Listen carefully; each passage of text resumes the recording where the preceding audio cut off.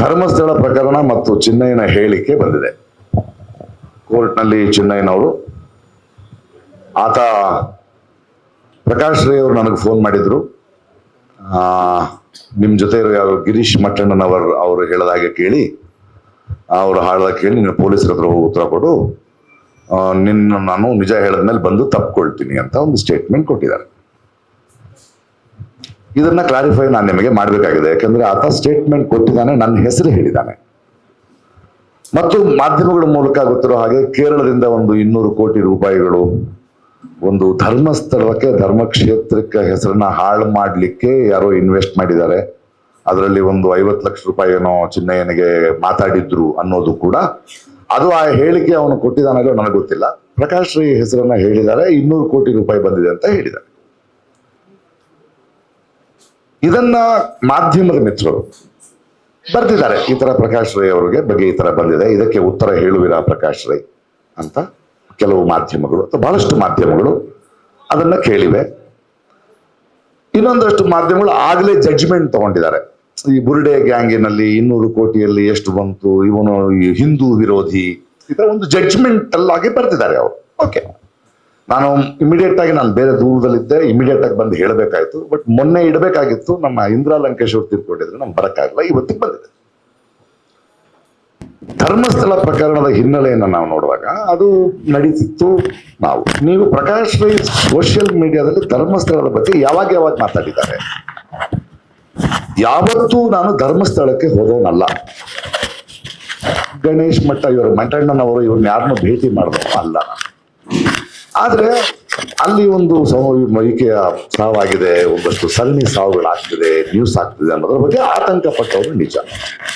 ದಿಢೀರ್ ಅಂತ ನಮ್ಗೆಲ್ಲ ಗೊತ್ತಿರೋ ಹಾಗೆ ಒಬ್ಬನು ಬಂದು ಮಂಡ್ಯದಿಂದ ಒಬ್ಬನು ಬಂದಿದ್ದಾನಂತೆ, ಅವನು ಅಲ್ಲಿ ಕೆಲಸ ಮಾಡ್ತಿದ್ದಂತೆ, ಅವನು ಹೆಣಗಳನ್ನ ಹೂತು ಹಾಕಿದಾನೆ ಅಂದ ತಕ್ಷಣ ಎಲ್ಲಾ ಭಕ್ತರು ಎಲ್ರಿಗೂ ಡಿಸ್ಟರ್ಬ್ ಆಗಿದ್ದಾರೆ. ನನ್ನಂತವ್ರು ಡಿಸ್ಟರ್ಬ್. ನಾನು ಸ್ವಲ್ಪ ಸೋಷಿಯಲ್ ಆಕ್ಟಿವಿಸ್ಟ್, ಏನಿದು ಹಿಂಗಾಗ್ತಿದೆ ಅಂದಾಗ ನಾನು ನನಗೆ ನೆನಪಿರುವ ಹಾಗೆ ಮತ್ತು ನಿಮ್ಮ ದಾಖಲೆ ಇರುವಾಗ ಇಮಿಡಿಯೇಟ್ ಆಗಿ ಸರ್ಕಾರಕ್ಕೆ ಒತ್ತಾಯ ಮಾಡ್ತೀವಿ. ನೋಡಿ, ಅನವಸರವಾಗಿ ಯಾರೋ ಮಾಡಿದ್ದಾರೆ ಅಂತ ಕೆಲವರು ಶುರು ಮಾಡ್ಕೊಂಡಿದ್ದಾರೆ, ಅದಲ್ಲ ಇಂಪಾರ್ಟೆಂಟ್.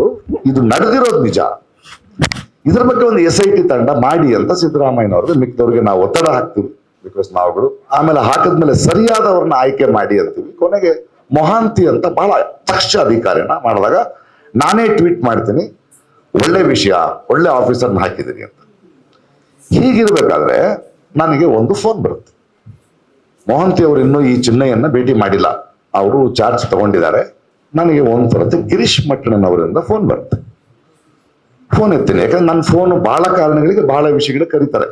ರೈತ ಹೋರಾಟ ಕರೀತಾರೆ. ಏನು ಇಲ್ಲ, ಮಾಸ್ಕ್ ಒಬ್ಬ ವ್ಯಕ್ತಿ ಇದಾನಲ್ಲ, ಇನ್ನು ಮಾಸ್ಕ್ ಅವಾಗಿನ ಮಾಸ್ಕ್ ಇಲ್ಲ, ಒಬ್ಬ ವ್ಯಕ್ತಿ ಇದಾನಲ್ಲ, ಅವ್ನು ನನ್ನ ಜೊತೆ ಇದ್ದಾನೆ, ನಿಮ್ ಜೊತೆ ಮಾತಾಡ್ಬೇಕಂತೆ. ಹೇಗಿರ್ಬೋದು? ನನಗೆ ನಡೀತಾ ಇದೆ, ನೇರವಾಗಿ ನನಗೆ ಒಂದು ಎವಿಡೆನ್ಸ್ ಬರ್ತಾ ಇದೆ, ಕೊಡಿ ಫೋನ್ ಅಂದೆ. ತಮಿಳ್ನಲ್ಲಿ ಮಾತಾಡ್ರ. ಅರೆ ಇವನು ನಮ್ಮ ಮಂಡ್ಯದವರು ಅಂತ ಇದ್ರಲ್ಲ, ಬಿಂಬಿಸಿದ್ರಲ್ಲ, ತಮಿಳ್ನಲ್ಲಿ ಮಾತಾಡ ಕೇಳಿಸ್ಕೊಂಡೆ. ಏನಪ್ಪ ಅಂದೆ. ನಾವು ಉಂಗಳೇ ಪಾಕನು, ನನ್ನ ಯಾಕಪ್ಪ ನೋಡ್ಬೇಕು, ಏನ್ ಗೊತ್ತು ನನಗೆ ಇಷ್ಟು. ಹಾಗಾದ್ರೆ SIT ಫಾರ್ಮ್ ಮಾಡಿದ್ದಾರೆ, ಹೋಗು. ಅಲ್ಲ ಸರ್, ಧೈರ್ಯ ಇಲ್ಲ ನನಗೆ. ನೋಡಪ್ಪ, ನನ್ನನ್ನು ಮೀಟ್ ಮಾಡೋದಲ್ಲ ಬೇಡ, ನಿನಗೇನಾದ್ರು ಹೇಳ್ಬೇಕಾದ್ರೆ ನೀನು ರೆಕಾರ್ಡ್ ಮಾಡಿ ವಾಯ್ಸ್ ಕಳಿಸು, ನಾನು ಈಸ್ಕಳಿ. ಇಮಿಡಿಯೇಟ್ ಆಗಿ ರೆಕಾರ್ಡೆಡ್ ವಾಯ್ಸ್ನಲ್ಲಿ ಏನೇನೋ ಬಡಬಡಿಸ್ದ. ನಾನು ನನ್ನ ಲಾಯರ್ಗೆ ಫೋನ್ ಮಾಡಿದೆ. ನೋಡಿ, ಇಡೀ ದೇಶದಲ್ಲಿ ಮಾಧ್ಯಮಕ್ಕೆ ಯಾರಿಗೂ ಏನೂ ಗೊತ್ತಿಲ್ಲ, ನನಗೆ ನೇರವಾಗಿ ಫೋನ್ ಬಂದಿದೆ, ನಾವೇನ್ ಮಾಡ್ಬೇಕೀಗ? ಇಮಿಡಿಯೇಟ್ ಆಗಿ ನಾನು ಆ ದಿನವೇ ಇವ್ರಿಗೆ ಫೋನ್ ಮಾಡಿದೆ, ನಮ್ಮ ಮೊಹಂತಿ ಅವರಿಗೆ. ಮೊಹಂತಿ ಸರ್, ಇದು ಫಾರ್ವರ್ಡು ಈ ತರ ಇದೆ, ನಾನು ನಿಮ್ಮನ್ನು ಭೇಟಿ ಮಾಡಕ್ ಬರ್ತಾ ಇದ್ದೀನಿ ಅಂತ ನೇರವಾಗಿ ಅಪಾಯಿಂಟ್ ತಗೊಂಡ್ ಬಂದು, ನೀವು ಮಂಡ್ಯದವರ ತಮಿಳ್ ಮಾತಾಡ್ತಾರೆ, ಅದು ಯಾವ ಭಾಷೆ ಪ್ರಕಾಶ್? ನೀವು ಹಲವು ಭಾಷೆ ಮಾತಾಡ್ತಿರಲ್ಲ, ಅದು ಸ್ವಲ್ಪ ತೆಲುಗು ಮಿಕ್ಸ್ ಆಗಿದೆ ಸರ್, ಇದು ವಿಷಯ, ನಾನು ನನ್ನ ಕರೆಸಿ ಮಾತಾಡ್ತೀನಿ, thank you for the information, it is helping me to investigate. ನಾನು ಕೂತ್ಕೊಳ್ತೀನಿ. ಒಂದ್ ಸ್ವಲ್ಪ ದಿನ ಆದ್ಮೇಲೆ ಕೇಳ್ತೀನಿ, ಏನಾಯ್ತು ಸರ್? ಪ್ರಕಾಶ್, ಇನ್ಮೇಲೆ ಆ ಫೋನ್ಗಳು ತಗೋಬೇಡಿ, ನೀವು ಕಳಿಸಿದ್ರಿ, ಅವನನ್ನು ಕರೆಸಿ ಮಾತಾಡಿದೆ, ಅವನೀಗ ರಿವರ್ಸ್ ಆಗ್ತಿದ್ದಾನೆ. Okay sir, thank you. So ಅವನು ಹೇಳಿರೋದು ಕರೆಕ್ಟು, ಅವನು ನನಗೆ ಫೋನ್ ಮಾಡಿದ್ ಕರೆಕ್ಟು. ಆದ್ರೆ ಒಬ್ಬ ಪ್ರಜೆಯಾಗಿ ನಾನು ಇಮಿಡಿಯೇಟ್ ಆಗಿ ಇವರೇ ಮಾಡಿದ್ದಾರೆ ಅಂತ ಧರ್ಮಸ್ಥಳದ ಆಂದೋಲನಕ್ಕೆ ಹೋಗ್ಲಿಲ್ಲ, ಯಾರ ಜೊತೆ ಕೂತ್ಕೊಳ್ಳಿ. ಯಾಕೆಂದ್ರೆ ಕೋಟ್ಯಾಂತರ ಭಕ್ತರು ಬರೋ ಸ್ಥಳ ಅದು. ಆ ಪ್ರಕರಣ ಧರ್ಮಸ್ಥಳದಲ್ಲೂ ನಡಿಬಾರ್ದು, ಬಿಡದಿಲ್ ನಡಿಬಾರ್ದು, ಬೆಂಗಳೂರಲ್ಲಿ ನಡಿಬಾರ್ದು. ನಮಗೆ ಬೇಕಾಗಿರೋದೇನು?